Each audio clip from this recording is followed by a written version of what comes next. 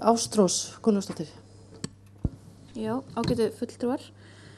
Ég er með smá athugasemd við þessar annars fínu tillögu þessara B-nefndar sem ég sit nú í. Þessi tíðrædda valda samþjöppun finnst mér orðin mjög mikil hjá forsætisráðherra, þó við séum vissulega að skilja á milli framkvæmdavalds og löggjafarvalds. Þá hefur forsætisráðherrann það vald að skipa aðra ráðherra og veita þeim lausn. Hann skipar þá sína ríkisstjórn.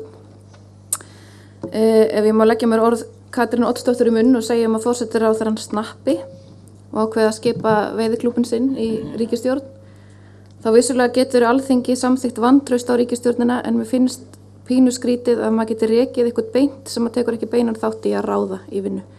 Þannig gerir smá athugasemd við að ég myndi vilja að þegar forsætisráðherra væri búin að skipa sína ríkisstjórn, hún væri háð samþykki Alþingis. Takk. Þórhildur.